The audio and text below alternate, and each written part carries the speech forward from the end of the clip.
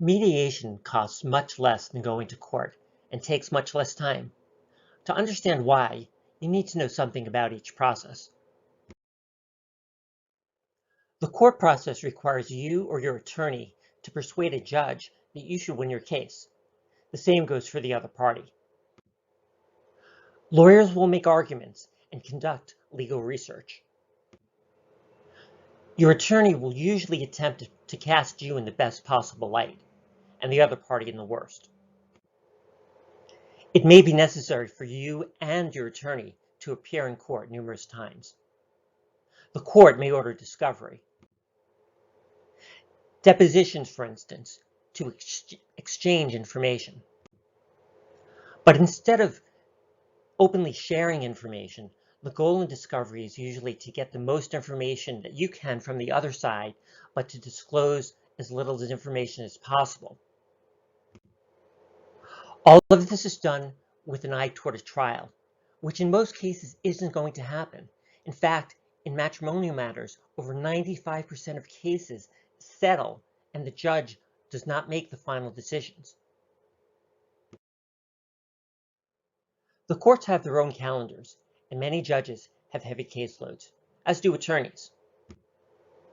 Coordinating everyone's calendar can mean months of delay. Depending on the type of case, experts may be required. You may want them, your attorney may want them, or the court may require them, such as a forensic psychologist when there are custody disputes. A forensic psychologist, very commonly ordered by the judge, may meet each member of the family several times and submit findings to the judge. Or the court may appoint a lawyer for the children, who actually is a lawyer for the children. Just as you and the other parent each have your own lawyer representing you, children may have a lawyer representing their interest. Perhaps you can begin to see why going to court and litigating takes so long, costs so much, and leaves so many parents bitter.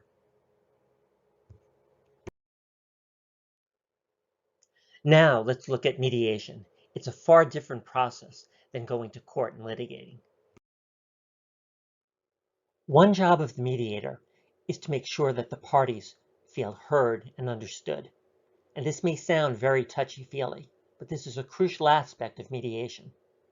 Before parties can listen to and communicate productively with each other, they need to feel heard and understood themselves. If you're watching this video, maybe you're having a dispute with someone. Very possibly, you don't feel heard by the other party. Part of my role as a mediator is to listen to and understand both or all of the parties, and to help them to listen to and understand each other. Importantly, understanding someone doesn't mean agreeing with them. I can and do listen to people with very different points of view. Most participants in mediation find that with help, they can do the same. Another important aspect of mediation is gathering and sharing information. Unlike discovery ordered by a court, sharing information in mediation is a very open process. In separation or divorce, information involves finances, living arrangements, the children. Each party completes a form setting out their income, expenses, assets, and debts. Together in a session, we review the forms line by line. One party may not know very much about certain aspects of the finances, for instance. This effort is a great opportunity to learn about budgeting, the home, credit cards, retirement accounts, everything. If parties want, they can jointly hire an expert, let's say to value a business or to discuss tax consequences of various decisions. The purpose here is to help parties understand their situations better, unlike in court, where parties usually hire experts to bolster themselves and to undermine the other party. With this information, parties can consider their options and make informed decisions. Parties can have lawyers representing them at any time, before mediation begins, during the process to consult with, or after agreements are reached, but before signing them.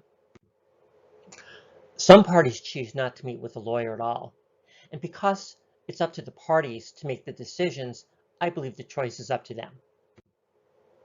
In divorce cases, we'll address marital and separate property, child support, and spousal maintenance, also called alimony. When I'm mediating, I don't give either party legal advice. If a party wants to know, what would a judge decide on this question? That's a time to speak with an attorney. Again, here's what I do with the clients as a mediator. Part of the process includes reality testing.